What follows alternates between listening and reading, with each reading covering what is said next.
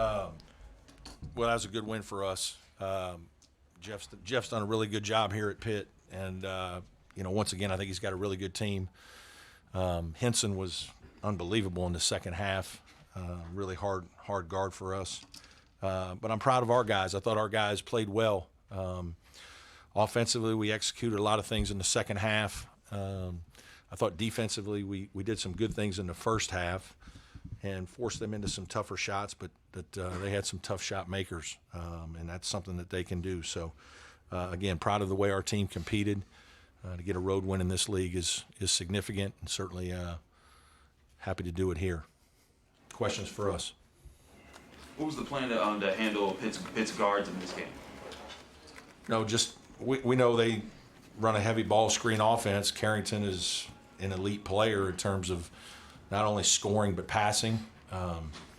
We just wanted to kind of wear him down if we could, picking him up full court most of the night. Had a couple different players guard him and just make him work. He had a night where he didn't quite shoot it as well, but he still ended up with 13 and 6. I mean, he's a terrific player. But I thought our guys did about as good as you can do, just trying to hound him as much as you can and force him into some tough shots. Joe, you played this team a lot in your collegiate career, and they've got the best of you more often than not. How good did this one feel for you? It feels great. There's always that Syracuse-Pitt rival, so, I kind of still had that in the back of my mind. But, they always have great teams. They've always had great players, and, obviously Coach Capel knows what he's doing. He's a great coach, and always has those guys ready to go. So it's always going to be a battle, especially on the road, like Coach said, in any environment in the ACC. But going here, it's always going to be very tough. What got into you in the late first half? I think you scored all 12 of your first half points in the final 6 minutes. You started feeling it or what? It's just about picking my spots. Trying to let the game come to me. I know we got a lot of other great players on our team that can kind of go get their own shots and create for others as well. So I kind of just wait to pick my spot. Whatever the team needs at the time, I try and provide some energy. And a lot of times, with me personally, it's about making shots, open shots. But these guys get me open and get me to good spots. PJ, how did you guys fight off the comeback that Pitt came, within 2 points in the last minutes there? How did you guys fight that off and come together for the win? That's kind of been one of our strengths all year is having an older group. I think that having that kind of experience and be able to keep our poise down the stretch is a huge strength for us. And so going on the stretch, as we came out of that, I think like the last media, we kind of got into a huddle and said, hey, take a deep breath. Let's, keep some poise and go back and take control.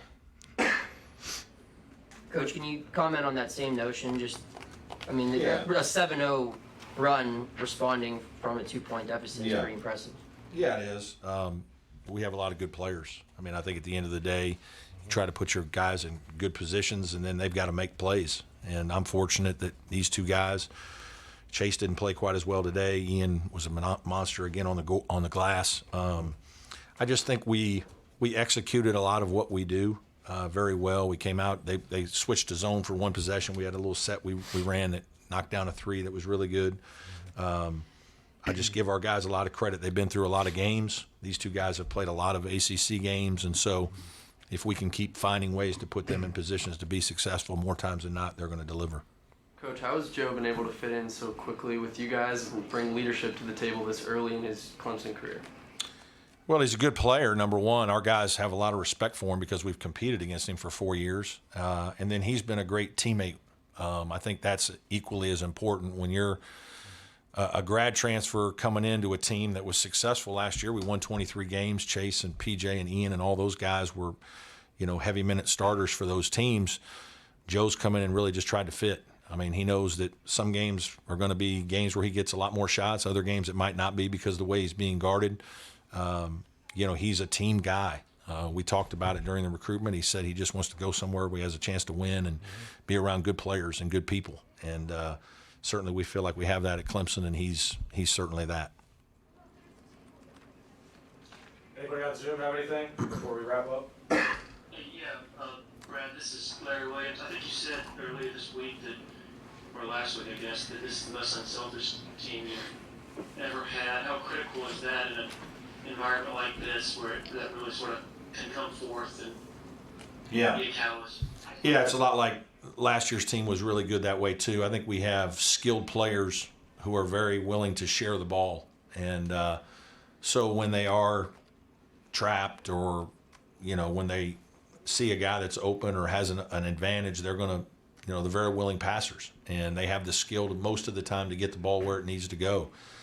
And obviously, we run an offense most of the time where the ball is moving, and we believe in sharing it and moving our players a little bit. But obviously, it all boils down to how much guys want to share the ball. There are times guys do, and other times they don't. But I think this group consistently has proven that they're looking for, the great shot, not just a good shot, that we don't want to settle. And more times than not, we move the ball around and try to get a great shot.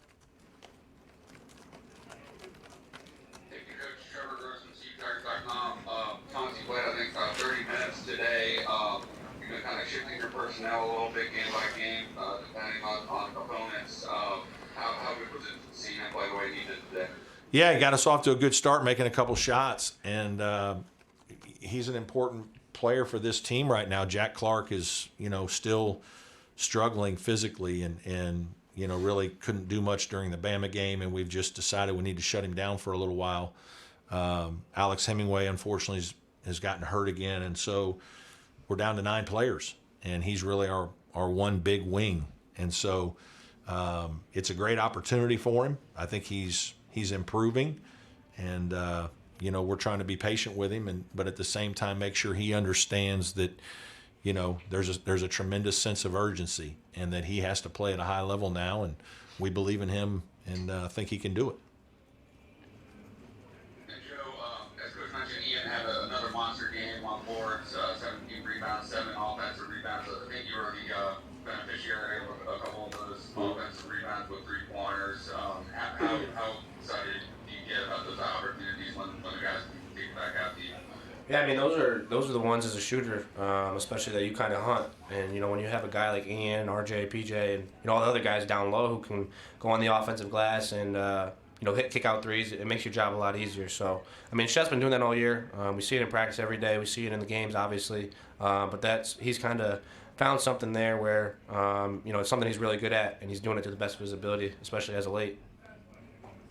Thanks, guys. Thank you. All good? Anything else? Thanks, everybody. Thanks.